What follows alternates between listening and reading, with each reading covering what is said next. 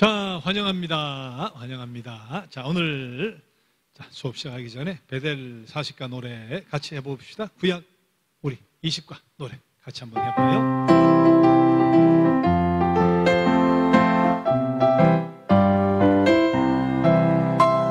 전지 창조 하나님의 의도 구조와 축복의 선언 약속된 축복에 대한 간절한 꿈 축복을 위한 통일 돌아가는 민족 축복에 대한 보증 감당할 힘 가나안 정복 위협에 대처하는 사사들 블레셋의 위협 통일 왕국 축복에 대한 회상 붕괴되는 남북 왕국 앞을 바라보며 포로 생활 하나님의 심판 역사 일식과는 회복 다시 한번 전지 창조 하나님의 의도 구조와 축복의 선언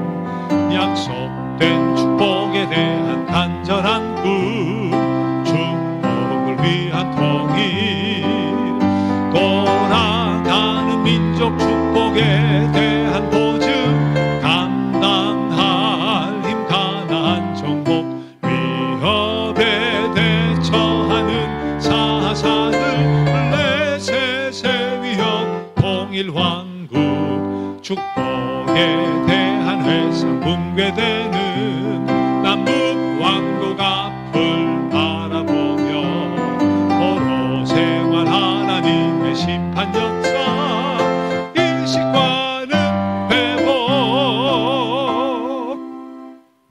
자, 복음성가 149페이지 아버지 사랑합니다 하는 찬양을 우리 한 장 드려봐요. 아버지 사랑합니다. 복음성가 149번이에요.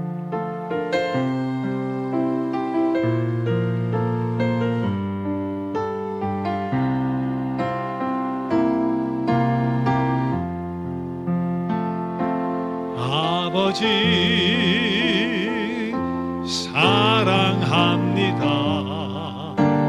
아버지 경배합니다. 아버지 채워주소서 당신의 사랑으로 예수님 사랑합니다. 예수님 경배합니다. 예수님 채워주소서 당신의 사랑으로 성령님 사랑합니다. 성령님 사랑합니다. 성령님 경배합니다. 성령님 채워주소서 당신의 능력 예수님 사랑합니다. 경배합니다. 예수님 사랑합니다. 예수님 경배합니다. 예수님 채워주소서 당신의 사랑으로 성령님 사랑합니다. 성령님 사랑합니다. 성령님 경배합니다. 성령님 채워주소서 당신의 능력으로.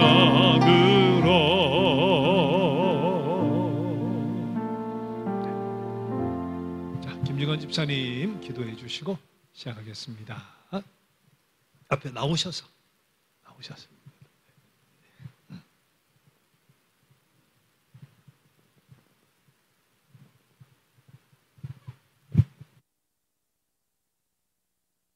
하늘과 땅을 창조하시고 하나님 닮은 형상으로 우리를 창조하신 하나님, 감사와 영광을 올려드립니다.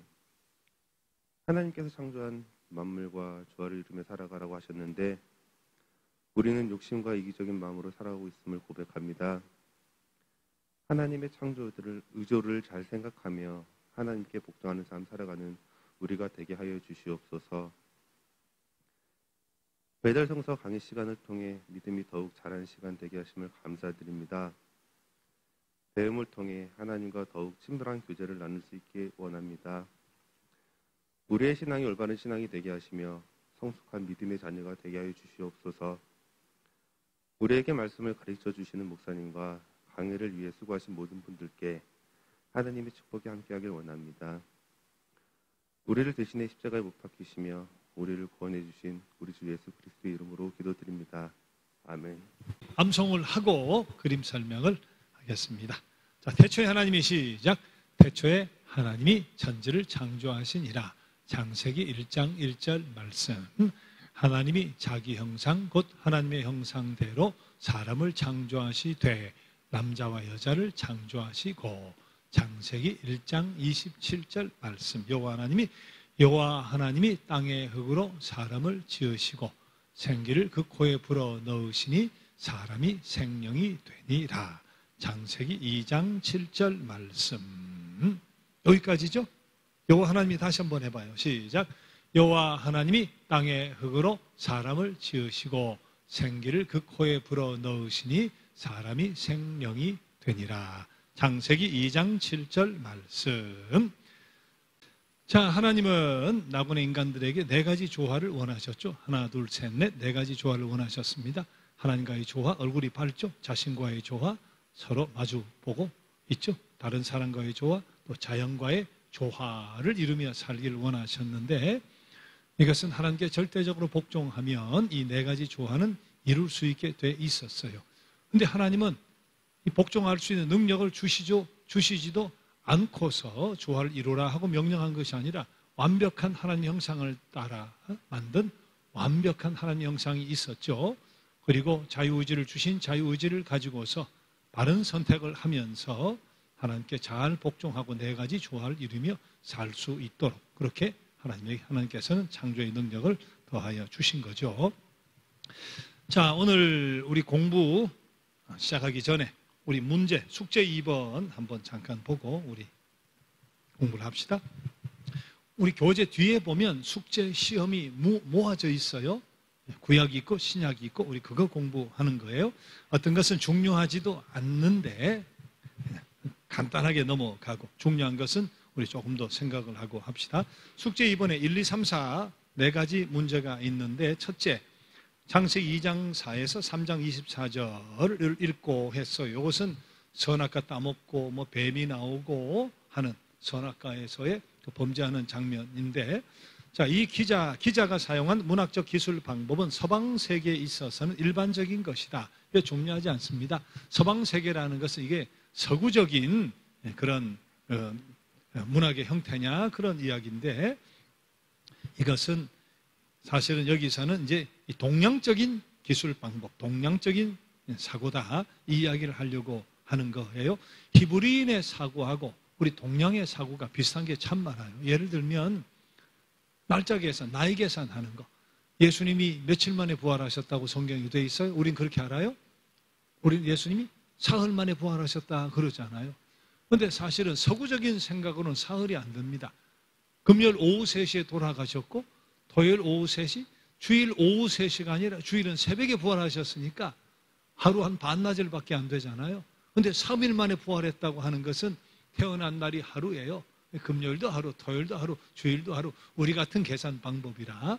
그래서 히브리 사고하고 우리 한국 혹은 동양적인 사고가 사실은 많이 연결이 돼요. 자, 그런 차원에서 물론 우리 서구에도 늑대가 나오고 호랑이 나오고 뱀이 나오고 짐승이 의인화돼서 나오지만 그래도 이것은 동양적인 어떤 기술 방법과 가깝지 않느냐, 이제 그런 의미인데 이건 중요한 것 아니니까 일단은 O라고 해봅시다. 두 번째, 생명나무 선악 알게 하는 나무가 문자 그대로 실제적인 나무였을까 하는 건데, 여기도 뭐 생각이 많죠. 하나 문화의 죄의 기원에 대한 문학의 한 비유 형태다, 그렇게 이야기하기도 하지만, 그러나 우리는 성경을 이 부분은 문자 그대로 봤는데 아무 문제가 없다, 그렇게 생각을 할 필요가 있죠. 실제적인 나무였다, 그렇게 생각하는 게 좋겠습니다. 세 번째, 인간은 처음부터 하나님의 창조물 전체와 부조화가 되게 운명 지어져 있는 것 같은 암시를 한다. 아니죠. 선악과를 따먹고 자유의지를 가지고 죄를 지어버렸지만 그것은 처음부터 부조화가 되도록 운명 지어진 것은 아니죠.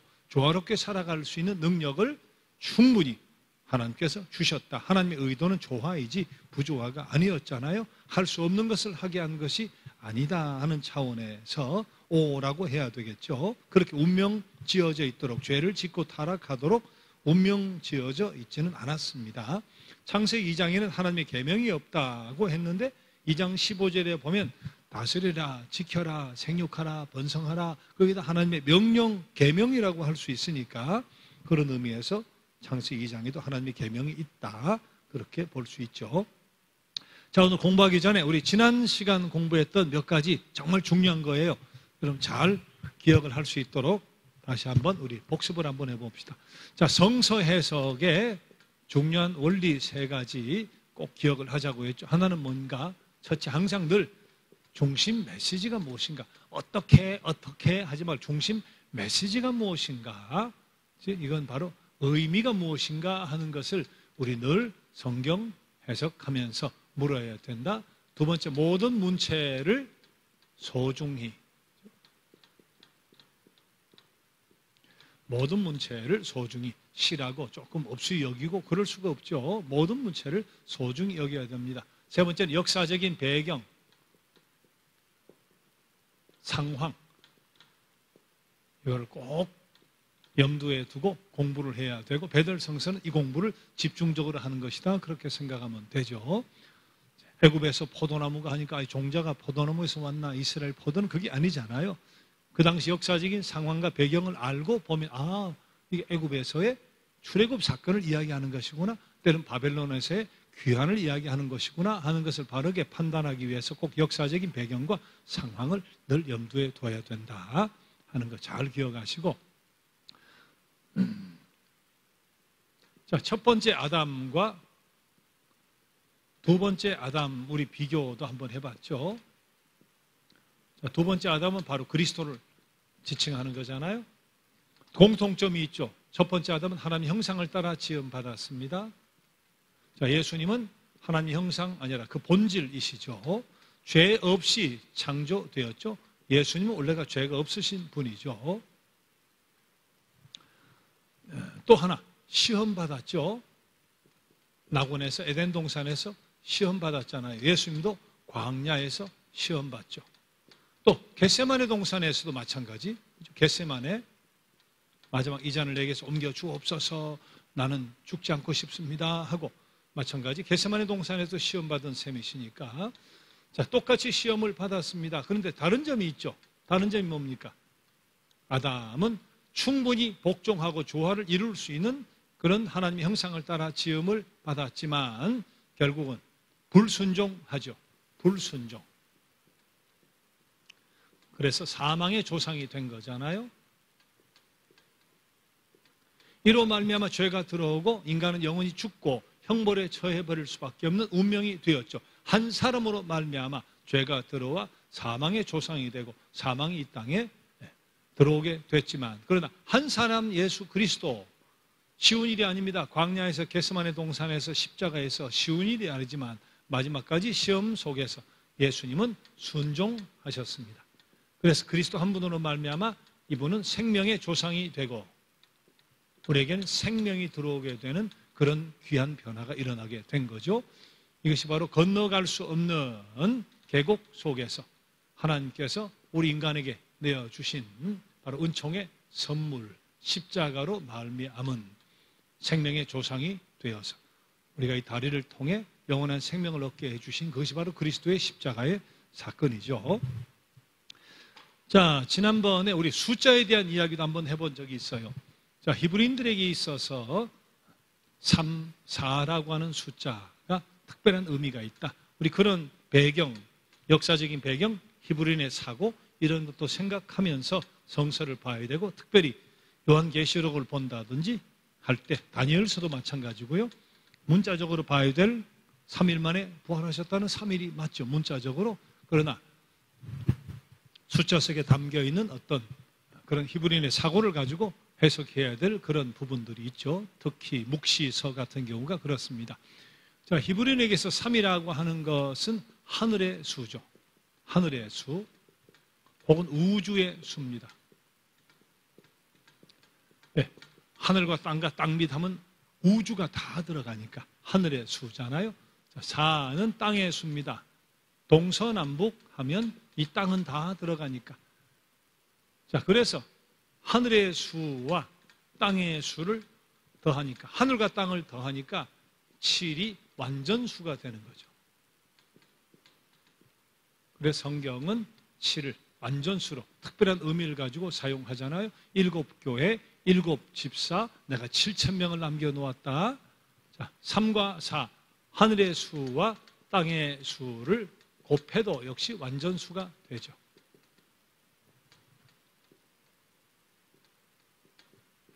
그래서 12지파, 또 12제자, 또 14만 4천 명 같은 것도 마찬가지라고 그랬죠.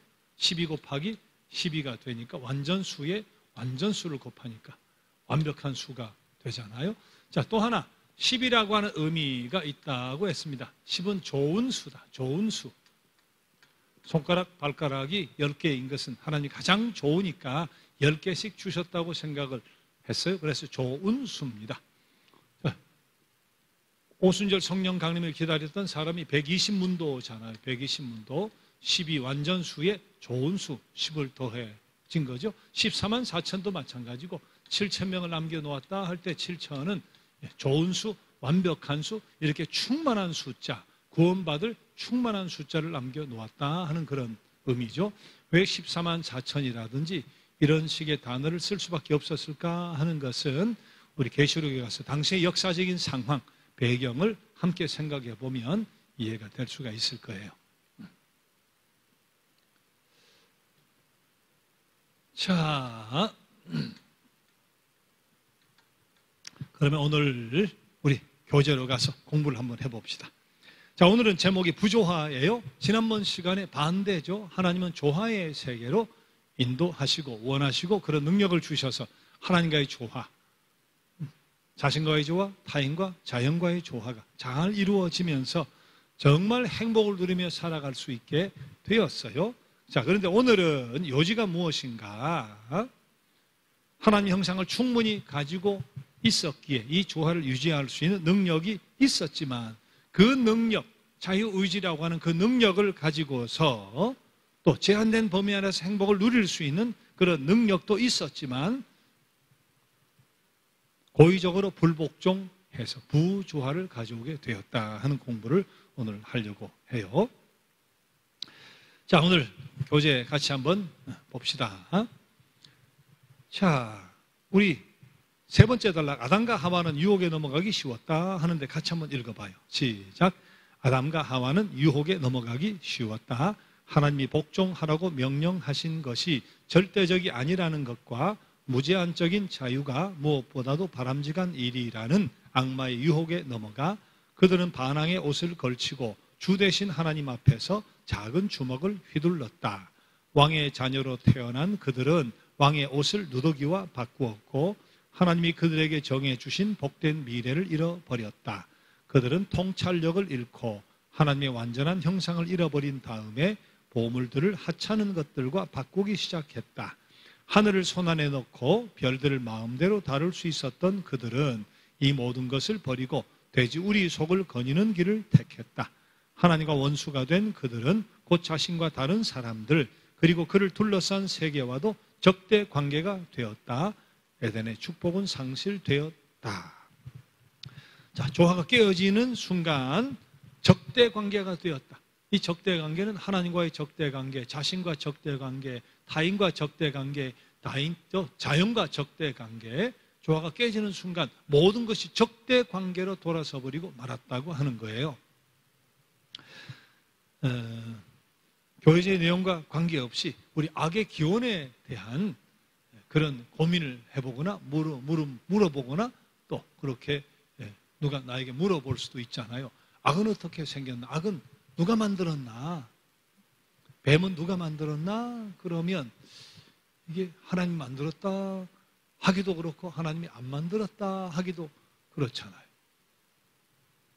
악은 누가 만들었을까요? 죄는 누가 만들었을까요? 하나님이 만드셨다 해버리면 선하신 하나님에게서 어떻게 악이 나오느냐? 그게 합리적으로 이해가 안 되잖아요. 선에서 어떻게 악이 나올 수가 있겠어요? 그래서 우리 영지주의에 대한 공부를 신약 가면 많이 하게 되는데 영지주의자들은 구약의 창조주 하나님하고 신약의 구원의 하나님을 나누었어요. 신구약의 하나님이 동일하지 않다. 구약의 창조주 하나님은 따로 있고 신약이 우리를 구원시켜 주신 하나님이 따로 있는데 구약의 하나님은 악한 물질을 창조했기 때문에 창조의 하나님은 악한 하나님이에요. 그리고 선한 하나님은 신약의 하나님이에요. 하나님이 한 분이 아니라 그렇게 구약의 하나님과 신약의 하나님을 나눴단 말이에요. 합리적으로 선에서 악이 못 나오니까 근데 하나님이 천지를 창조하신 것은 틀림이 없을 테니까 그런 식으로 영지주의자들은 왜? 세상에는 물질은 악하고 영만 선하다고 믿었기 때문에 자신들의 그 사고에 따라 창조주 악한 하나님, 우리를 구원하신 선한 하나님을 구분을 했죠. 자, 그것도 성서적이지 않잖아요. 근데 그런 이야기가 나온 것은 하나님이 천지를 창조했다고 해야 되는데 선에서 악이 나온다는 것을 어떻게 설명하는가 하는 차원에서 그런 이야기가 나온 것인데 그러면 하나님이 창조 안 했다고 하면 되잖아.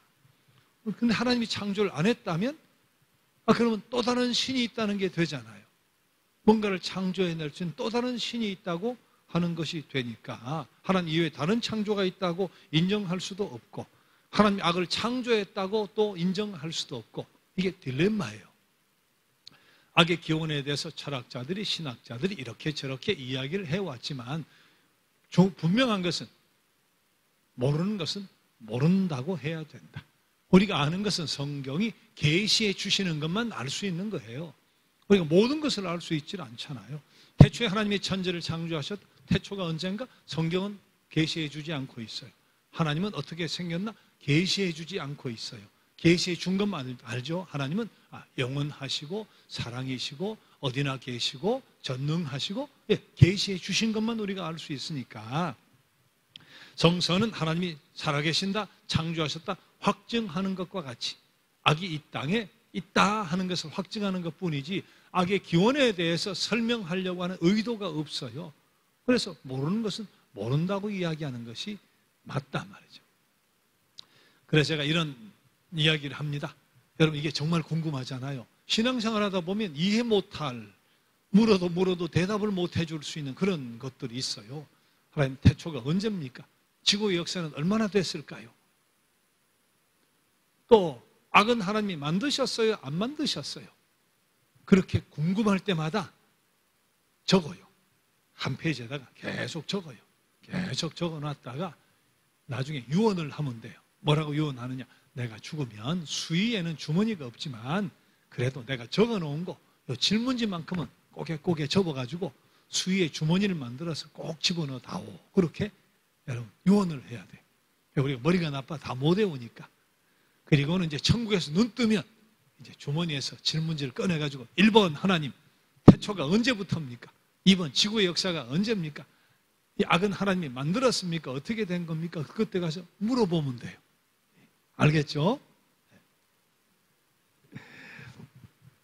자, 여담이지만 농담이지만 중요한 것은 우리는 성서가 우리에게 계시해 준 것만 알 수 있다 하는 것을 인정을 해야 돼요. 그리고 중요한 것은 이 성서의 이런 이야기의 의미가 무엇인가? 오늘 우리에게 주시는 중심 메시지가 무엇인가? 이런 이야기를 통해 우리에게 주려고 하는 의미가 무엇인가? 하나님의 뜻이 무엇인가? 그것을 찾는 것이 성서를 읽어가는 바른 원리가 되는 거죠. 자, 세상이나 우리나 세상이 모든 것이 적대관계 속에 있다 하는 것은 우리가 인정을 합니다. 전쟁하잖아요. 싸우잖아요. 경쟁하잖아요. 나 자신과도 적대관계가 있어서 평화가 깨어지고 우울해지고 고통이 있고 좌절하고 자연과의 관계 속에서 자연이 적대적으로 우리를 대하잖아요. 우리가 또 그렇게 대했으니까 신문대로 거두는 적대관계가 존재한다 하는 것은 신앙이 아니라 세상 사람도 그렇게 알아요. 근데 그 적대관계가 어디서 왔는가 하는 그 동기, 그 이유가 달라요. 그 원인이 달라요. 자, 19페이지 제일 밑에 이원론자들은 뭐라고 하는가 하면 적대관계는 원래 물질은 악하고 영은 선하기 때문에 그렇게 되어 있다. 그렇게 이야기하는 거예요. 이원론으로 이야기를 한다. 그 말이죠. 자, 물질은 본래 악한 것이기 때문에 영은 선한 것이기 때문에 악과 선이 내 안에 있으니까 적대 관계가 이루어질 수밖에 없다 하는 거죠. 이것이 언제 적대 관계가 해소가 되느냐? 죽으면. 그래서 육체라는 감옥에서 영혼이 벗어나면 그때 이제 영혼이 완전히 자유를 얻고 적대 관계가 없어진다. 자, 그렇게 철학은 해석을 하기도 했습니다. 20페이지. 계몽된 합리주의자는 적대 관계가 어디서 오는가? 그릇된 사고에서 오는 것이다. 그래서 인간이 올바르게 생각하도록 교육을 잘 받으면 이런 충돌이 없어진다. 그렇게 설명을 하지만 어느 정도 일리는 있죠. 우리가 최고의 교육을 잘 받고 하다 보면 바르게 판단하고 생각하게 되는데, 근데 여러분 교육을 보세요. 지금 최고의 교육이잖아요. 500년, 1000년, 100년, 10년 전보다도 더 최고의 교육인데 이게 해결이 안 되고 있잖아요. 적대관계가. 인본주의자들은 인간에게 시간을 충분히 주면 시행착오를 통해서 적대관계가 해소되고 낙원이 올 수 있다. 그렇게 주장하는 사람도 있지만 이것 일리는 있지만 그러나 우리가 오랜 경험을 해봤잖아요. 세월이 얼마나 오래 흘렀는데요. 세월이 이렇게 많이 흘렀는데 적대관계가 해소되지 않잖아요. 결정론자들은 유전과 환경 때문이다.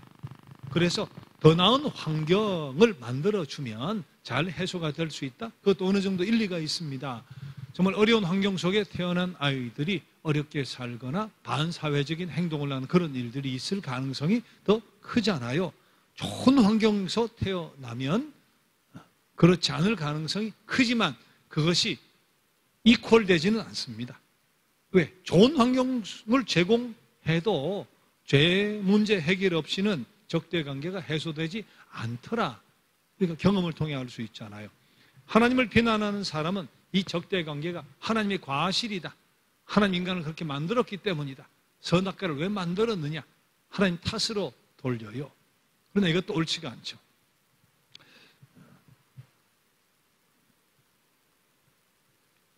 아이가 차 하나 사주세요. 차 하나 사주세요. 나도 성인입니다. 하고 때를 쓰는데 아버지가 안 사고 있다가 어느 날 갑자기 짠! 하고 말이지 쫙 보여주는데 기가 막힌 너무나 마음에 드는 자동차를 사주시는 거예요. 기뻐서 감사하다고 막 끌어안고 뽀뽀를 하고 말이 좋아서 난리를 치다가 몰고 나가지고 그냥 들이받아 버렸어요. 차는 망가지고 상대방도 다치고 말이지. 집에 돌아와가지고 아버지가 삿대질을 하는 거예요. 아버지 이게 뭐냐 말이야. 왜 나한테 차를 사줘가지고 내 인생을 망치냐 말이야. 왜 차를 사줘가지고 나를 이렇게 고통스럽게 만드느냐. 그러면 돼요? 그러면 안 되잖아요. 아버지는 선물로 주셨고 자신은 감사하고 기뻐서 어쩔 줄 몰라 해놓고 문제가 일어나니까 아버지 책임이란 말이지. 그럴 수가 없죠. 인간에게 주신 자유의지라고 하는 것은 선물이에요. 선물이에요. 그것을 하나님의 과실이라고 하나님을 비난할 수 없다는 거죠. 자, 그러면 우리 그리스도인은 성서는 이 적대관계가 어떻게 해서 왔다고 이야기를 하느냐. 단 한 단어로 표현하죠. 이런 조화가 다 깨지고 적대관계가 생긴 이유가 뭐냐? 그것은 죄 때문이다. 그렇게 이야기합니다. 성서는 죄 때문이다.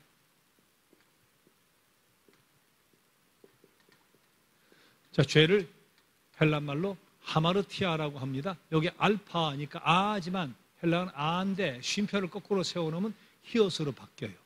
그래서 하마르티아가 되는데, 죄가 뭐냐 하면, 여러분 관역 있잖아요. 양궁에서 관역 같은 거.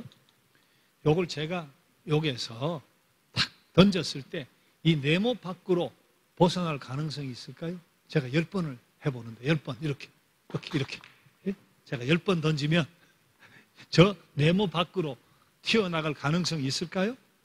여기에서 예? 가능성이 상식적으로 없죠. 여기에서 네모 밖으로 요게 찍히든 요게 찍히든 어딘가 찍힐 거 아니에요.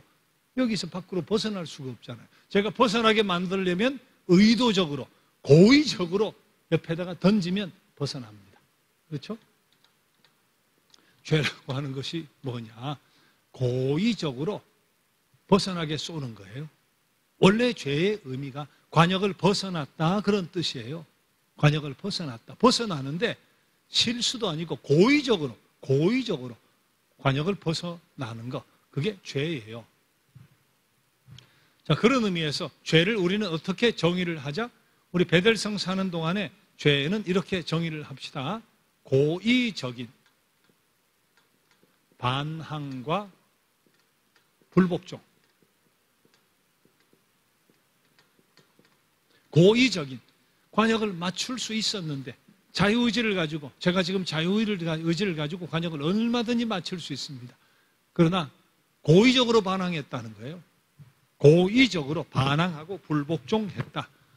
우리 죄의 정의를 앞으로 그렇게 생각합니다. 죄는 실수한 거, 잘못한 거, 하나님의 뜻을 어긴 거, 나쁜 짓 한 거, 뭐 여러 가지가 다 죄의 개념이고 다 맞는 말이지만 우리는 이 한마디로 앞으로 죄를 정의합니다. 죄는 고의적인 반항과 불복종이다. 자, 보세요. 21페이지 첫 번째 줄 보세요. 뱀이 하와에게 한 질문이 뭡니까? 너희들아 동산 모든 실과를 먹지 말라고 하시더냐 하고 뱀이 물어요. 하와가 한 대답, 창세기 3장 2절 3절 뭐라고 했어요? 아니, 다 먹을 수 있으나 동산 중앙에 있는 실과만은 먹지도 말고 만지지도 말라고 하셨다. 몰라서 지은 죄가 아니에요. 알고 있었어요. 하나님의 뜻을 분명히 알고 있었죠. 동산 중앙에 있는 저 과일만은 먹어서도 안 되지만 만져서도 안 된다. 하나님의 뜻을 알지 못한 것이 낙원을 잃어버린 원인이 아니다 말이죠. 알면서 고의적으로 반항하고 불복종한 것이 죄다. 죄의 결과는 어떻게 되는지 아세요? 죄의 결과는 분리를 낳습니다. 분리. 죄의 결과는 분리를 낳아요. 죄 짓고 아담과 하와가 어떻게 했다 그래요? 죄 짓고 어떻게 했어요? 두려워서 숨었다고 하잖아요. 숨었다잖아요. 숨는 것 자체가 분리죠. 그리고 나서 아담 어디 있느냐 하는데 죄송합니다. 제가 고의적으로 이렇게 했습니다 하고 회개도 안 해요. 자, 하나님은 어떻게 합니까? 추방을 하잖아요. 분리해요. 인간은 숨고 하나님은 추방을 하고, 그래서 도저히 이게 하나님의 나라 낙원이라고 하고 인간이 여기 있다고 하면 인간은 숨고 하나님 추방해 버리는데 낙원으로, 원래의 동산으로 갈 수 있는 방법이 없어요. 이 10년이 너무 깊었기 때문에 이 분리는 엄청난 분리입니다. 뭐 예술로, 문학으로, 선한 행위로, 철학으로, 뭐 다른 어떤 종교로 아무리 노력을 하고 최선을 다해도 이 분리는 너무 깊어서 도저히 건너갈 수 없는 방법, 인간으로서는 방법이 없는 분리, 죄는 분리를 낳습니다.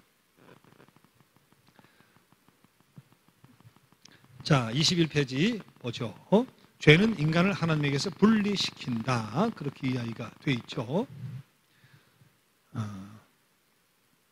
분리의 결과는 또 뭘까요? 분리가 되니까 그 다음 오늘 제목과 같이 부조화가 일어납니다. 부조화. 하나님과 분리가 돼버리니까 부조화가 일어나요. 하나님과 부조화는 물론이지만 나 자신과의 부조화, 고통과 시련과 좌절과 우울이 들어오죠. 다른 사람과의 부조화, 경쟁과 질투와 시기와 싸움과 전쟁이 들어오죠. 자연과의 부조화 속에서, 그리고 환경 오염뿐만 아니라 뭐 기상이변, 온난화, 모든 부조화를 경험하게 되죠. 이 이유가 뭐냐? 하나님과 분리되니까. 하나님과 분리되니까 부조화가 들어온다. 하나님과 왜 분리가 되나? 죄, 고의적인 반항과 불복종 때문에 하나님과 분리가 되고, 분리가 되면 부조화가 들어와서 네 가지 조화가 다 깨지게 돼 있다, 그 말이죠. 차를 하나 샀어요. 좋은 차를 샀는데 199페이지에 보니까 이 차는 꼭 무연 휘발유를 넣어야 된다, 그렇게 돼 있는데, 아이고 뭐 물이 다 같은 물 아니냐 하고 서귀포 바다에 가가지고 소금물을 집어넣어 버렸어요.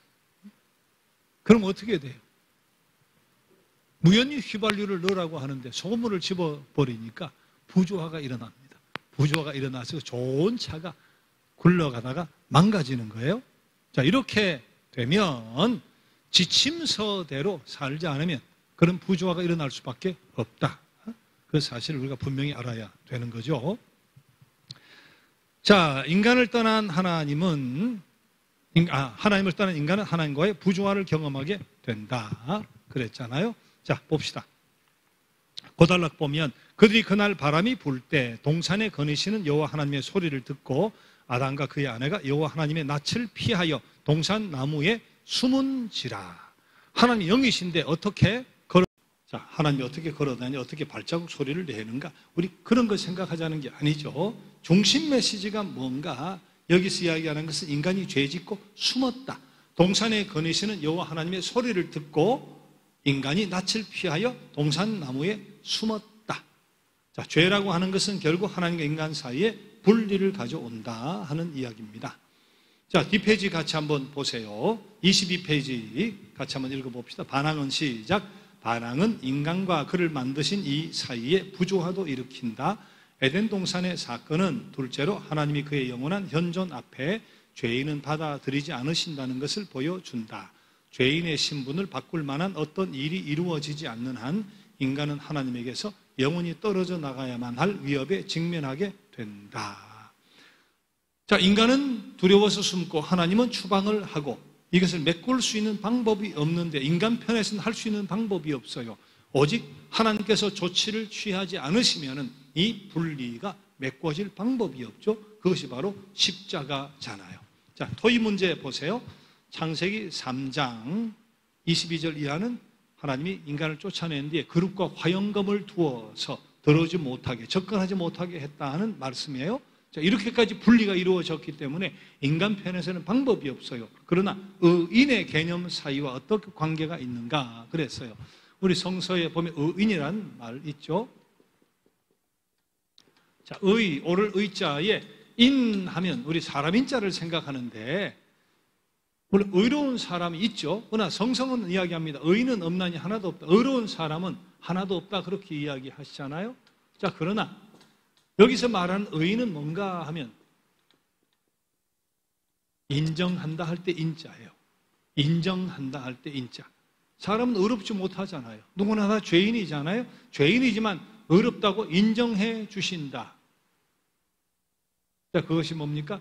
이런 분리 속에 인간 편에서는 하나님 낙원으로 갈 수 있는 방법이 전혀 없지만, 그리고 불과 화영검까지 세우셔서 접근 자체가 불가능하지만 하나님께서 조치를 취하셨죠. 그 조치가 바로 예수 그리스도의 십자가로 말미암아, 이 십자가 그리스도의 보혈의 피, 또 주님을 내 인생의 주인으로 믿어 모셔드리는 믿음으로 말미암아 인간은 여전히 죄인이지만 하나님께서 그 믿음을 보시고 의롭다고 인정해 주신다. 이것이 바로 은혜죠. 이것이 바로 그리스도를 보낸 십자가의 사랑이요, 또 십자가의 은혜죠. 자, 그래서 창세기에 완벽한 분리가 이루어졌지만, 그러나 믿음을 통해 하나님께 접근하고 의롭다고 인정받을 수 있는 새로운 통로를 때가 참에 열어주셨죠. 그것이 바로 창세기 3장 15절의 예언인데, 우리 뒤에 가서 보겠습니다. 자, 하나님을 떠나면 하나님과 부조화가 이루어집니다. 자, 그 다음 하나님을 떠나면 자신과의 부조화를 경험하게 돼요. 그래서 공포, 우울, 좌절감, 불안, 긴장을 느끼고 하는 거, 하나님 절대 그렇게 의도하지 않았어요. 하지만 하나님과 분리가 되면 하나님과 삶을 나눌 수가 없기 때문에, 하나님과 삶을 나눌 수 없으면 그런 부조화가 내 안에도 들어올 수밖에 없는 거예요. 그러나 하나님과 조화가 다시 잘 회복되면 나 자신과의 조화도 회복되어지는 그런 역사를 경험하게 되는 거죠. 이 원리를 잘 터득해서 하나님과 조화, 온전한 조화를 잘 이루어 가면 아마 정신과 의사들은 살아가기가 힘든 일이 생길 수도 있죠. 하나님께서는 우리 인간과 조화를 이루며 살아가게 하셨죠. 하나님과 자신과 타인과 조화. 하나님과 분리가 이루어져 버리니까, 하나님과 분리가 이루어지니까 어떻게 됩니까? 인간은 자기만 생각하게 되는 거예요. 자, 이렇게 되면 결국 하나님과 분리 속에서 인간과의 분리는 물론이지만 자기 자신과의 분리가 이루어지고 그리고 부조화가 들어올 수밖에 없다. 자, 인간은 이 세상에서 하는 22페이지 가운데 달라 같이 한번 읽어봐요. 시작. 인간은 이 세상에서 혼자서는 당당하게 살아가지 못한다. 하나님이 그와 함께 동행하시지 않으면 안 된다. 만일 인간이 위기에 대처할 힘이 없으면 그 위기를 어떻게 하겠는가? 혹은 그가 죄과를 해결할 방도가 없고 또 어둠을 물리칠 빛이 없으면 그것들을 어떻게 하겠는가? 공포, 좌절감, 불안 및 긴장 등은 실제한다. 그것들은 해결되지 않으면 언제나 인간의 마음을 괴롭힌다. 하나님 없이는 인간의 마음은 결코 만족할 수 없으며 투쟁과 절망의 거처가 된다. 우리 안에 왜 나 자신과의 부조화가 이루어져 있느냐? 하나님과 분리가 이루어졌기 때문이라 하는 거예요. 자, 그리고 세 번째, 왼쪽 제일 밑에 하나님을 떠난 인간은 다른 사람들과의 부조화도 경험하게 된다. 그것이 바로 나타나는 것이 뭡니까? 책임 전가잖아요. 하나님과의 분리가 이루어지고 숨고 하는 순간 아담은 하와에게 저 여자 때문에 먹었어요. 하와는 저 뱀 때문에 먹었어요. 책임 전가, 책임 전가라는 것 자체가 바로 적대 관계죠. 바로 부조화잖아요. 아담은 하와를 손가락질하고 하와는 뱀을 손가락질하고 하는 것. 자, 23페이지 가운데로 오면 역시 하나님을 떠난 인간은 자연과의 부조화도 경험하게 됩니다. 자, 고단락 보면 하나님 아담에게 이야기합니다. 추방을 하면서 너가 내 아내의 말을 듣고 먹지 말라 한 나무 열매를 먹었은즉 땅은 너로 말미암아 저주를 받고 너는 평생 수고하여 소산을 먹으리라. 땅이 너에게 가시덤불과 엉겅퀴를 낼 것이라. 이것은 하나님이 화가 나서 일부러 땅을 저주한 것이 아니고 결국 그렇게 될 수밖에 없음을 말씀하신 거예요. 나와의 관계, 이 분리가 이루어졌기 때문에 어쩔 수 없이 너희는 오용하게 될 것이다.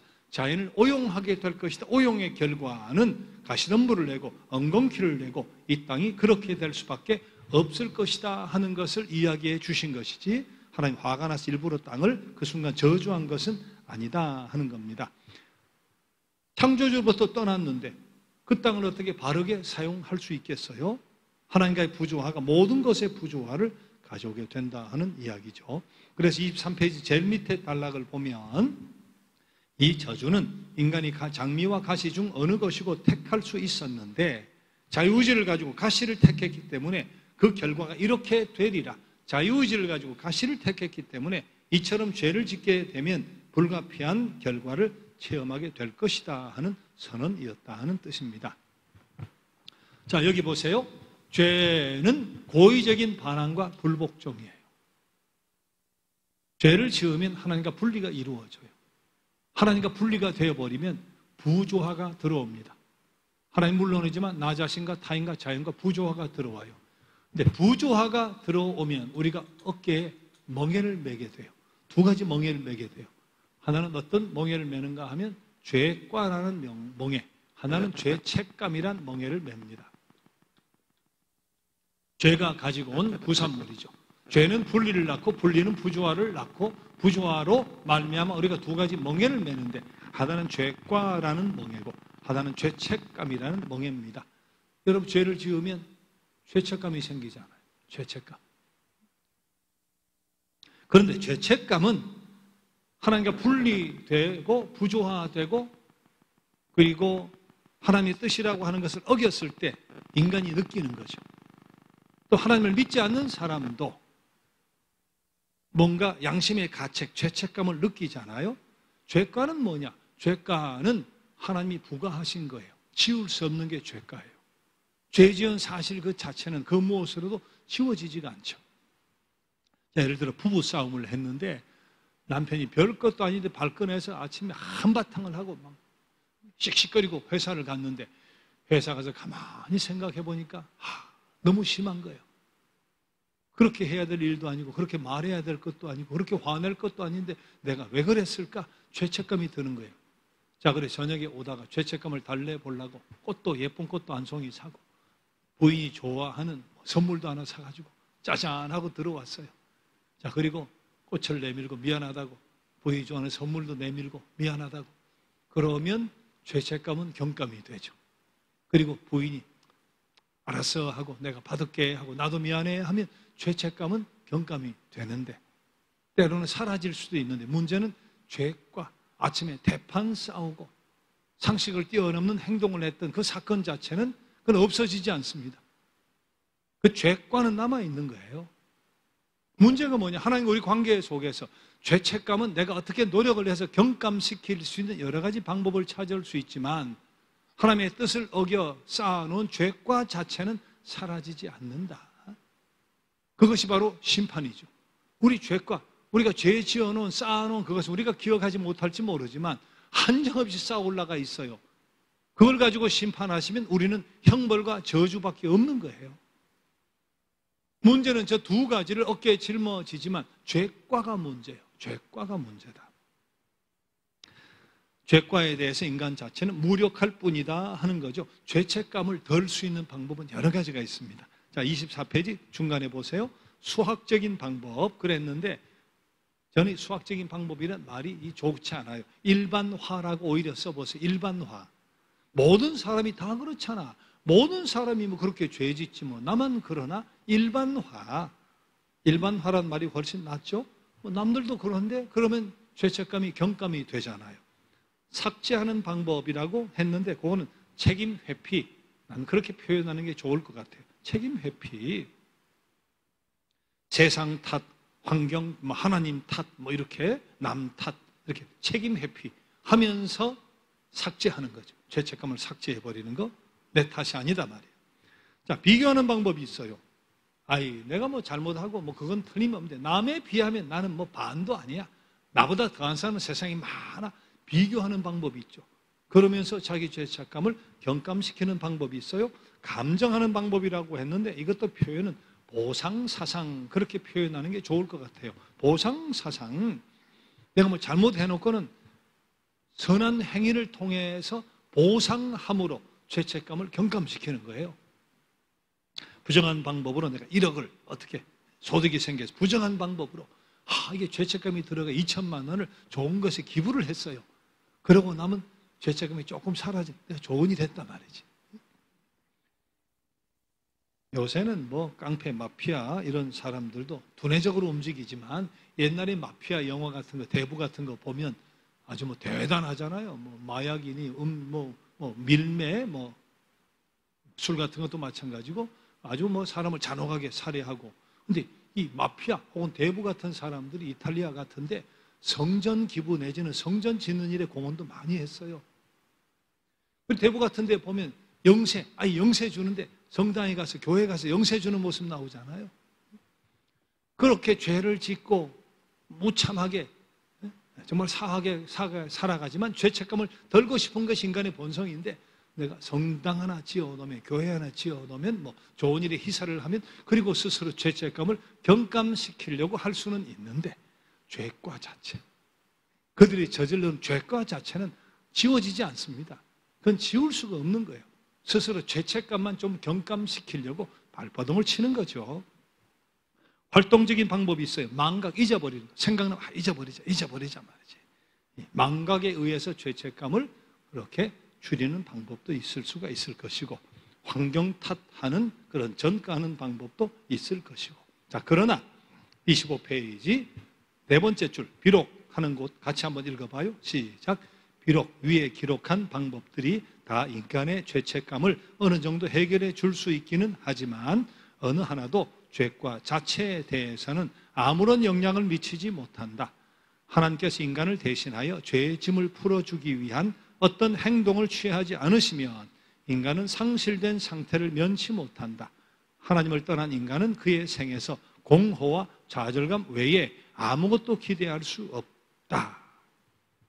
우린 죄책감 때문에 밤잠을 못 이루고 죄책감 때문에 밥을 못 먹고 숨도 크게 못 쉬고 그럴 수 있는데 죄책감이 문제가 아니라 실은 죄과가 문제예요. 죄과가 문제예요. 자, 그런데 놀라운 것이 뭔가 하면 하나님이 이런 죄악된 인간을 버리지 않으신다. 그분은 새 약속을 주신다. 새 약속이 창세기 3장 15절입니다. 다음 주 요절인데 이거는 꼭 외워놔야 돼요. 자, 교재 마지막에 창세기 3장 15절 성경이 실려 있잖아요. 같이 읽어봐요. 주 하나님은 시작. 주 하나님은 뱀에게 이렇게 말씀하셨다. 내가 너로 여자와 원수가 되게 하고 내 후손도 여자의 후손과 원수가 되게 하리니 여자의 후손은 내 머리를 상하게 할 것이요 너는 그의 발꿈치를 상하게 할 것이니라. 이것을 메시아 예언이라고 합니다. 여러분, 기가 막힌 말씀이에요. 이게 얼마나 기가 막힌 말씀인 줄 아세요? 하나님이 인간을 추방시키면서 그럼 이제 끝내야 되잖아요. 상종을 안 해야죠. 지구를 떠나셔야 되는데 그런 인간을 추방시키면서 이 약속을 주시는 거예요. 내가 너로 여자와 원수가 되게 하고 너는 뱀이죠. 사탄, 죄의 세력을 이야기하는 거죠. 자, 너가 여자와 원수가 되게 하고 내 후손도 여자의 후손과 원수가 되게 하리니 후손끼리 원수가 후손은 복수죠. 복수예요. 죄악의 세력, 사단의 세력, 여자의 후손, 인류의 사람의 후손 서로 원수가 된다. 근데 여자의 후손은 내 머리를 상하게 할 것이요.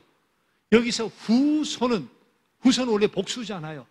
전체가 후손인데 여기서 여자의 후손은 할 때 후손은 원문에 단수예요. 단수예요. 영어 성경도 보면 one of hers, 후손 중에 하나, one of hers 혹은 he라고 단수로 표현되어 있어요. one of hers will strike you on your head. 너 머리를 칠 것이다. He will strike your head. He will strike your head. 그가 너의 머리를 칠 것이다. 단수단 말이에요. 여자의 후손은 내 머리를 상하게 할 것이다. 내 머리가 뭐예요? 사탄의 머리. 이것은 바로 십자가에 죽으시고 사흘 만에 부활하심으로 죽음을 이겨버리신 그리스도 보내실 예수 그리스도에 대한 메시아 예언이다. 그 말입니다. 너는 사단은 발꿈치를 상하게 할 것이다. 예수님 십자가상에 몰아넣었잖아요. 죽음의 사단의 세력이 완전히 이겼다고 생각했지만 주님은 부활하셨으니까 결국은 발꿈치 정도 해코지 하는 것으로 끝나버린 거예요. 그것을 여기서 이야기하는 메시아 예언이다 말이에요. 여자의 후손 중에 한 사람이 나와서 사단의 머리를 정복해버릴 것이다. 머리를 다치면 끝납니다. 발 하나 잘려도 다리가 아파도 어떻게 살아갈 수 있는데 머리를 다치면 끝나는 거예요. 여기서 머리를 정복한다 하는 것, 죽음의 세력, 사단의 세력, 영원한 형벌 지옥의 세력을 정복하실 예수 그리스도 메시아를 뜻하는 것이다. 얼마나 기가 막혀요.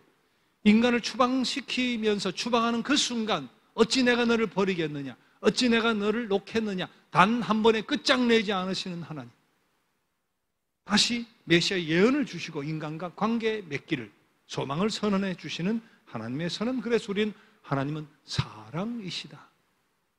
하나님의 정의가 실현이 되죠. 인간의 죄에 대한 심판입니다. 하지만 하나님은 사랑이세요. 심판은 심판으로 끝내지 않는 메시아 예언을 통해 다시 구원을 약속하시는 하나님의 사랑을 우리가 보는 거죠. 창세기의 1장부터 11장까지를 원역사라 그래요. 아브라함 시대부터는 고고학을 통해서든 문헌을 통해서든 입증할 수 있는 방법이 있습니다. 역사적으로. 그러나 11장까지는 역사적으로는 증명할 수 있는 방법이 없습니다. 우리가 믿는 거죠. 1장부터 11장까지 뭐가 있겠어요? 1장부터 11장까지 자, 제일 먼저 에덴 동산이 있잖아요. 우리 조상이 나옵니다. 자, 그 다음은 어디로 갑니까? 들판으로 가요. 들판으로 가서 가인과 아벨로 가잖아요. 자손들로 가요.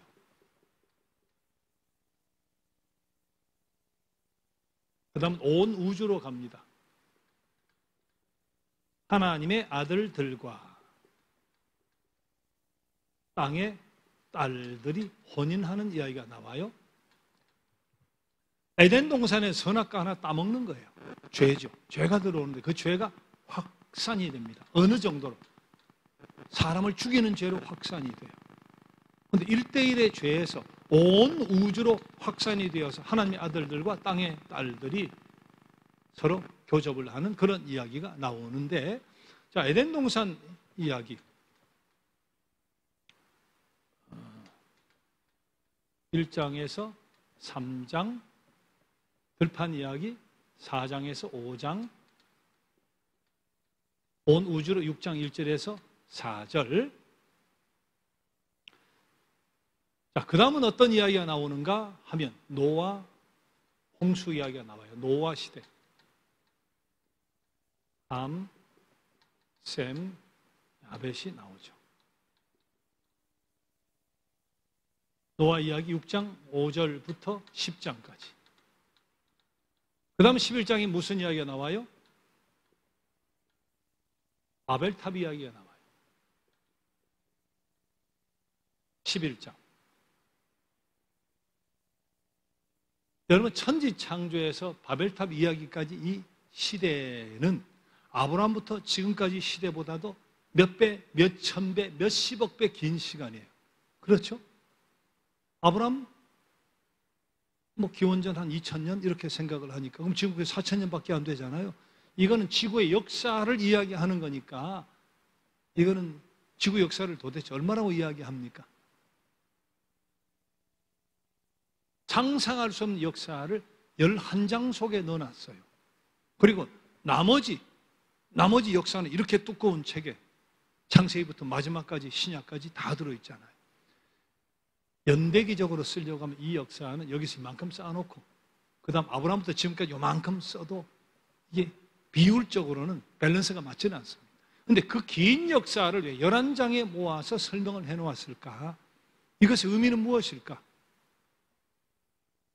그것은 죄가 어떻게 확산되어져 와서 인간에겐 얼마나 구원의 여망이 없어질 수밖에 없고 인간은 얼마나 절망적인가 하는 것을 보여주는 죄의 확산의 이야기다. 그런 관점에서 창세기 1장부터 11장까지가 기록되었다 하는 것을 알아야 돼요. 자, 죄가 에덴 동산에서 선악과나 따먹던 것이 살인으로 가고 하늘의 아들 땅의 딸들은 네피림 족속이 왜 생겼나 하는 것에 대한 설명이라고 보게 되는데, 정말 천사와 땅의 딸들이 연합을 했나? 아니면 가인이 아벨을 죽인 뒤에 셋이라고 하는 아들을 낳아요. 셋. 그래서 셋의 자손들이 있잖아요. 거룩한 셋의 자손들과 그리고 불의한 땅의 딸들이 서로 그 교합을 했다. 이제 그런 차원에서 어쨌든 죄가 이렇게 온 우주로 확산되어져 갔는데 천사인지 셋의 자손인지 우리는 성서를 통해 확실히 알 수는 없지만 죄가 이렇게 확산이 되어 가다가 공동체로 확산이 되어 가다가 어느 정도로 하나님이 홍수로 멸망시킬 수밖에 없는 그런 지경에까지 죄가 확산이 되어졌다. 그 이후에도 정신을 못 차리고 어디까지 가느냐? 하나님처럼 되려고 하늘 꼭대기까지 탑을 쌓아가는 이런 모습을 보면 어떻게 해야 되겠어요? 정말 하나님은 인류를 멸망시키거나 지구를 완전히 파괴시키거나 아니면 지구를 떠나셔야 되는데, 그러나 그럼에도 불구하고 12장에서 어떤 사건이 생기는가? 1장부터 11장까지는 12장을 설명하기 위해서 기록된 성서다, 그렇게 볼 수 있습니다. 12장에 뭐가 등장할까요? 하나님이 메시아 예언을 이루시기 위해서 인류를 구원하기 위해서 한 사람에게 나타납니다. 그 사람이 누구예요? 믿음의 조상 아브라함이죠. 우리가 믿음의 조상을 아담 이렇게 이야기 안 합니다. 믿음의 조상을 노아 그렇게 이야기 안 하잖아요. 믿음의 조상하면 아브라함 그렇게 이야기하잖아요. 믿음의 조상을 아브라함이라고 이야기하는 이유가 있는 거죠. 한번 보세요. 자, 인간이 타락했습니다. 타락하면 죄를 짓는 거죠. 하나님은 어떻게 했어요? 추방시키잖아요. 심판합니다. 죄에 대해서 하나님 심판합니다. 그러나 끝내질 않습니다. 추방시키면서 어떻게 해요? 하나님의 섭리, 메시아 예언, 창세기 3장 15절을 주세요. 여자의 후손이 뱀의 머리를 상하게 할 것이고 너는 그의 발꿈치를 상하게 할 것이다. 또 한 가지 선물을 주죠. 그게 뭡니까? 가죽옷. 인간이 부끄러워 숨는데 나뭇가지로 하면 매일 갈아치워야 되니까 가죽옷을 지어 입혀서 보내셨다는 거잖아요. 하나님은 죄를 심판하지만 그러나 심판으로 단 한 번으로 끝내지 않고 은혜를 베풀어 주신 것이 바로 메시아에 의한 하나님의 섭리요, 약속이요, 가죽옷이잖아요. 이게 아담과 하와 이야기죠. 자, 그런데 그 다음 자손 가운데 살인이 일어납니다. 또 죄를 짓는 거예요. 죄를 지으니까 살인하니까 심판하죠. 하나님 어떻게 심판합니까? 역시 추방당하잖아요. 가인 추방당하잖아요. 그러나 그냥 추방으로 끝내지 않습니다. 그에게 표적을 주시죠. 내가 어디 가서 내가 맞아 죽으면 어떡합니까? 그 표적을 줬다는데 이마에 줬다는 말은 없지만 우리가 이마가 아닐까 그렇게 생각을 해보는 거죠. 이걸 가지고도 고민을 할 수는 있습니다. 아니 그때는 아담, 하와, 가인, 아벨 4사람밖에 없고 아벨이 죽으면 지구에 사람은 셋밖에 없는데 어디 가서 맞아 죽어? 누가 죽이냐고. 그런 걱정을 왜 하냐고 말이지. 그런데 또 가인이 결혼을 해요. 사람이 어디인데 결혼을 하나? 아담, 하와, 가인밖에 없는데 자, 그런 의문이 들 수 있죠.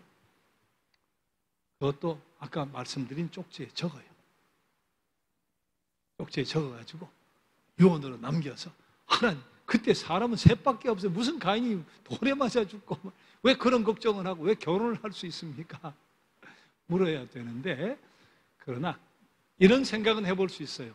우리 성경은 아까 1장부터 11장까지 모든 역사를 세세하게 써놓은 역사책이 아니잖아요. 어떤 의도를 가지고 구원사, 구원의 역사라는 의도를 가지고 하나님이 주신 성서잖아요. 모든 것이 기록되어 있지 않다? 그러면 사람도 마찬가지예요. 성경은 족보책이 아닙니다. 태어난 모든 사람의 이름이 다 기억되어 있을까요? 그렇지 않습니다.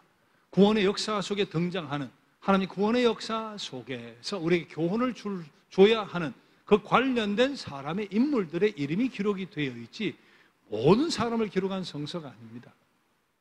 그런 차원에서 이런 생각을 한번 해볼 수는 있을 거예요. 아담과 하와가 가인과 아벨만 낳았을까? 그것은 구원의 역사 속에 죄가 어떻게 확산되어 갔나 하는 스토리를 설명하기 위해서 아담과 하와가 가인 아벨 이야기를 한 것이지 그 외에 다른 자손이 있을 수 있었잖아요. 성경은 역사책, 족보책이 아니니까 딸을 낳았다, 다른 사람을 낳았다 하는 것을 기록할 이유가 없죠.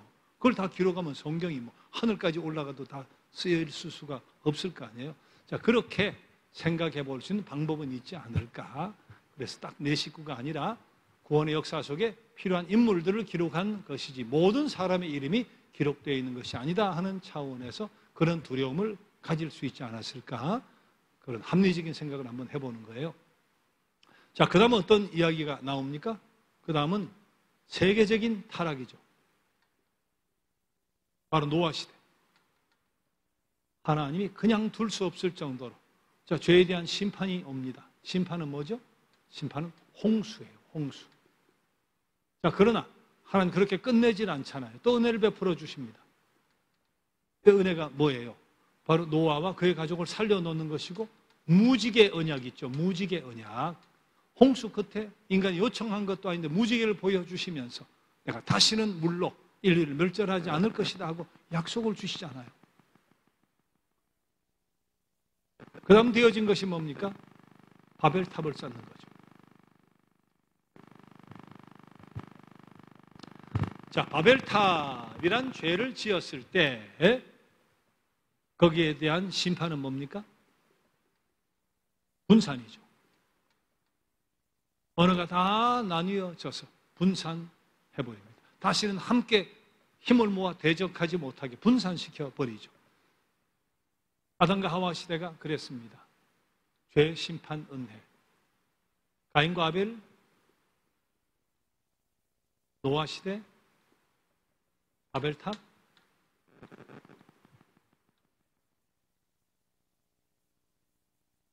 자, 이 정도 되면 정말 하나님은 지구를 떠나셔야 되잖아요. 이 정도 되면 인간에게 구원의 여망이라는 것은 완전히 없어져야 되는데 하나님은 이 순간에도 은혜를 베푸시죠. 그 은혜를 베푸시는 이유는 뭡니까? 창세기 3장 15절. 당신이 인간을 추방시키면서 약속하신 것이니까. 당신이 약속하신 것이니까. 그 약속을 이루시기 위해서 아브라함을 부릅니다. 아브라함. 이게 바로 창세기 12장이죠.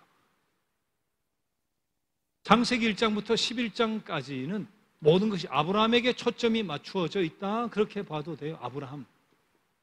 하나님 아브라함을 왜 부르셨나 하는 것을 설명하기 위해서 1장부터 11장까지가 기록이 되어 있다. 그렇게 볼 수 있다는 거예요. 구원의 여망은 완전히 없어집니다. 완전히 없어지지만 정말 구원의 여망이 완전히 사라진 그때 하나님 아브라함을 부르셔서 다시 구원사를 써가시고 마지막에 십자가 그리스도를 통해서 우리의 구속을 이루시는, 그래서 당신의 메시아 예언을 성취하시게 되는 거죠. 자, 이런 것을 설명하기 위해서 구원사적인 입장에서 창세기 1장부터 11장까지가 쓰여졌다 하는 것을 여러분 생각하면서 성서를 볼 필요가 있습니다. 여기서 우리가 희망을 보는 거예요. 하나님 약속은 절대로 변개치 않는다. 하나님 당신이 하신 약속은 꼭 지키신다. 택한 백성을 절대로 버리지 않으신다. 약속의 자손을 절대로 버리지 않으신다 하는 한없이 끝없이 사랑하고 인내해 주시는, 참아주시는 하나님의 사랑. 그러나 죄에 대해 참으시다가 심판하시기도 하지만 이스라엘은 바벨론에 끌려가 멸망도 당합니다. 심판하기도 하지만 그러나 고쳐서라도 다시 쓰시고 바벨론 포로 귀환해서 다시 예루살렘으로 돌아오게 만들어 주시고 새로운 역사를 써내려 가시는, 한없이 끝없이 참으시고 사랑하시고 새로운 기회를 주시는 하나님. 우리는 바로 그 성서의 역사를 보면서 소망을 갖는 거예요. 그 성서의 역사를 보면서 위로를 받는 거죠. 중요한 것은 우리가 죄 심판 은혜의 고리를 깨는 거예요. 끊임없이 죄 심판 은혜, 이 고리 속에 반복되어진 삶을 살아간다고 하면 인생이 뭐가 되겠어요? 행복해질 수가 있겠어요? 하나님과 완전한 분리를 넘어서는 회복, 하나님과 완벽한 관계의 회복을 통해서 스스로 타인과 자연과 조화를 회복해가는 죄 심판 은혜의 고리를 끊고 하나님과 완벽한 순종, 완벽한 복종을 통해 분리를 없애고 조화를 누리고 살아가는 삶이 있죠. 그것이 우리의 신앙생활이에요. 그래서 맛보고 살아가는 것이 바로 우리 신앙의 세계죠. 자, 그런 신앙을 생각하는 우리 고난주간이 되었으면 좋겠습니다. 자, 이 그림 보죠.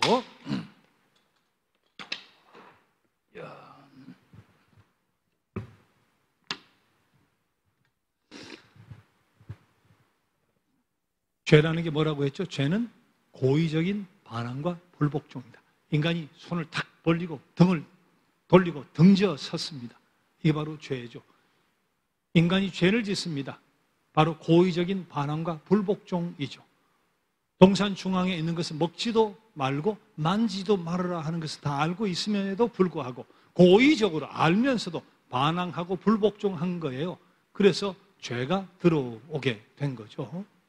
죄는 등을 졌으니까 하나님과 분리가 생깁니다. 등지는 순간 하나님과 분리가 생기죠. 인간은 등지고 숨고 하나님 추방시키고, 자, 그렇게 하나님과 분리가 이루어지니까 네 가지 조화가, 음표가, 조화가 다 깨집니다. 하나님과의 조화가 물론 깨지죠. 등지고 돌아섰으니까. 자, 여기 얼굴을 보면 벌써 심각하잖아요. 하나님과 조화가 깨졌다는 뜻이에요. 음표가 옆구리를 찌릅니다. 자신과의 조화가 깨졌다는 뜻이에요. 사람의 등을 칩니다. 다른 사람의 등을 칩니다. 타인과의 조화가 깨지죠. 하나님과 분리는 자연도 황폐하게 되잖아요. 자연과의 조화도 깨어집니다. 자, 죄로 말미암아 분리가 들어오고 분리가 부조화를 낳고 부조화는 하나님과 자신과 다른 사람과 자연과의 모든 조화를 다 깨뜨려 버리죠. 이젠 인간에게 구원의 여망이 없습니다. 낙원을 상실해 버리고 도저히 낙원으로 돌아갈 방법이 없잖아요. 그래서 인간에게 남은 것은 절망밖에 없죠. 그리고 형벌과 저주밖에 없는 거죠. 그러나 놀라운 것은 하나님이 다시 손을 내밀죠. 이게 바로 창세기 3장 15절의 메시아 예언이에요. 완벽한 인간의 절망적인 상황 속에서도 하나님 창세기 3장 15절, 여자의 후손은 내 머리를 상하게 할 것이고 너는 그의 발꿈치를 상하게 할 것이다 하는 메시아 예언을 통해서 다시 인간에게 구원의 손길을 내미시는 하나님의 사랑을 우린 창세기에서 보게 되죠. 그것이 바로 누구냐? 아브라함을 통해서 다시 시작을 하시는 거죠. 자, 다음 시간은 창세기 12장 아브라함을 부르신 사건을 통해서 어떻게 구원의 역사를 이어가시는가 하는 것을 보도록 하겠습니다. 자, 이번에 요 절은 창세기 3장 15절이에요. 내가 너를 여자 원수가 되게 하고 할 때, 여자의 후손은 할 때 여자의 후손은 단수다, 메시아다, 예수 그리스도다 하는 것을 생각하면서 여자의 후손은 내 머리를 상하게 할 것이요 죽음과 영원한 형벌과 저주를 정복해버린다 하는 메시아 예언으로 고백하면서 이 말씀을 외우기 시작하면 얼마나 은혜가 되는지 몰라요. 이것은 신약의 요한복음 3장 16절하고 같은 거예요. 하나님의 세상을 이처럼 사랑하셔서 독생자를 주셨으니 누구든지 그를 믿음에 멸망치 않고 영생을 얻게 하신다. 요한복음 3장 16절이 창세기 3장 15절하고 같은 거잖아요. 그런 의미에서 창세기 3장 15절을 잘 외워보시기 바랍니다. 자, 숙제 3번 풀어오시고 시험 2번 가져오시면 되겠습니다. 자, 시험 2번 가져오시고 숙제 3번 풀어오시고 두 가지 가져오세요. 자, 찬양은 오늘 우리 오 신실하신 주, 하나님 얼마나 신실하신가, 당신의 약속을 꼭 지키시는 하나님 생각하면서 304페이지, 복음상가 304페이지 오 신실하신 주 찬양을 드려봅시다.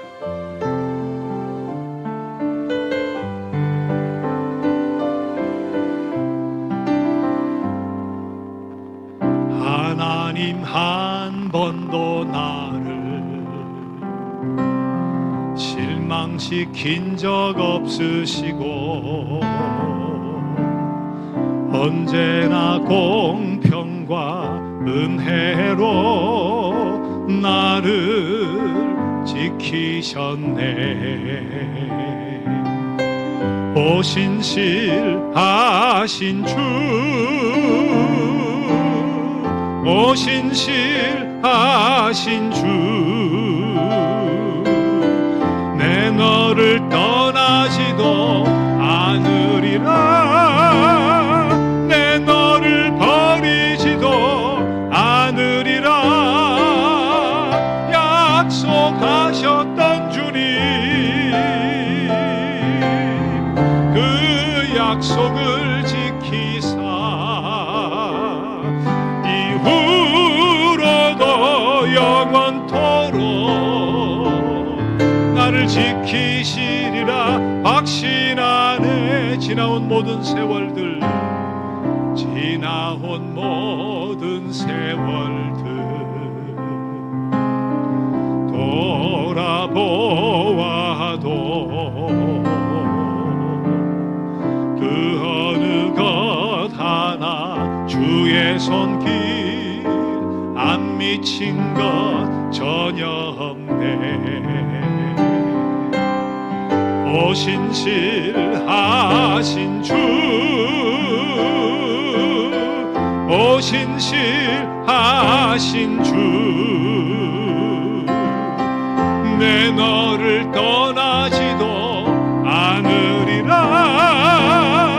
내 너를 버리지도 않으리라 약속하셨던 주님, 그 약속을 지키사 이후로도 영원토록 나를 지키시리라 확신하네.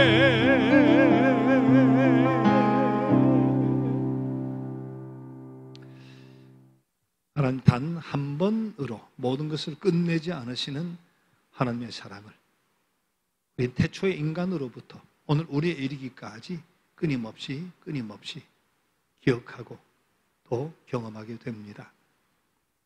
하나님 비록 죄만 거물 많은 우리지만 당신의 택한 백성으로 여기시고 결코 버리지 않으시는, 내가 어찌 너를 버리겠느냐, 내가 어찌 너를 놓겠느냐 하시면서 끝까지 붙들어 책임져 주시는 하나님의 사랑에 감사합니다. 아담, 하와, 가인, 아벨, 노아의 홍수, 바벨탑 사건에 이르기까지, 그러나 마침내 아브라함을 보내시고 그리고 그 후손 가운데 메시아 예수 그리스도를 인간의 몸으로 보내셔서 당신의 약속을 이루시고야 마시는 하나님의 사랑, 한없는 하나님의 사랑에 감사하고 또 감사하는 우리 모두 되게 하여 주시옵소서. 구원의 확신을 가지고 하늘의 소망을 두면서 임마누엘 하나님 손 꼭 붙들고 살아가는 저희 되기를 원합니다. 무엇보다도 죄의 심판 은혜의 고리를 깨고 하나님과 완벽한 조화를 회복하면서 은혜에만 젖어 살아갈 수 있는 우리 모두 되게 하여 주옵소서. 예수님의 이름으로 기도드립니다. 아멘.